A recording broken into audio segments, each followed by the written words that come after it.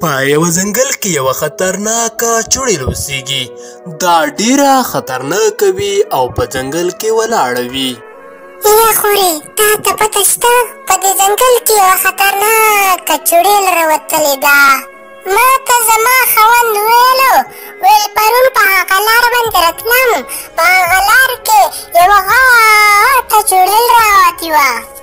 ما ته یې ویل چې کله کور ته راځې نو ډېر زیات خیال کوه، ځکه چې هغه چوړیل ډېره زیاته خطرناکه ده او داسې نه وي چې په تا باندې چک ولګوي او تا وخوري.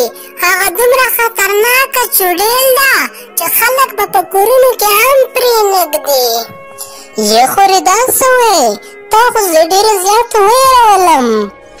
زه ځمه خپل کور ته ځمه، زه تختم خپل کور ته.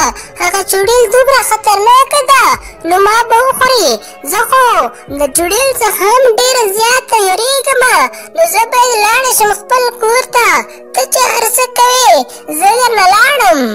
دا چوړیل او دغه ښځه روانې وي، خو په لاره کې داسې وشي چې دغه ښځه او چوړیل یو بل ته مخامخ شي. څومره ښکلې ښځه یې، تا خو به زه نن نه پرېږدمه، تا خو به زه نن خامخا خورم. بیا د دې نه پس یو بنګي په لاره روان وي او د چوړیل نظر پرې ولګېږي. ای بنګي، زما نوم دی خطرناکه چوړیل، یا خو به نن زه تا خورم او یا به زه ستا د پاسه سورلي کوم.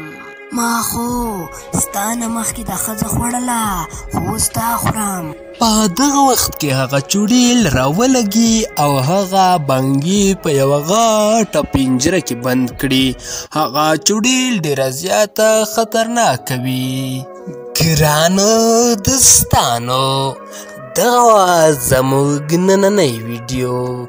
که دغه ویډیو ستاسې د خوښې او د پام وړ ګرځېدلی وي نو هیله ده چې ویډیو لایک، چینل سبسکرایب کړئ او د دې ویډیو څخه موږ ته څه سبق میلاویږي په کمنټ کې مو خپل رایه راسره شریکه کړئ. تر بیا د خدای په امان. ګرانو دوستانو، که تاسې دغسې کارتوني ویډیوګانې لیدل غواړئ نو هیله ده چې زموږ یوټیوب چینل درسره سبسکرایب کړئ او په څنګ کې د بیل نشان باندې کلیک وکړئ چې تر څو زموږ هر نوې ویډیو تر ټولو تر مخه تر تاسو در ورسیږي. له لیدلو مو ډېره زیاته مننه.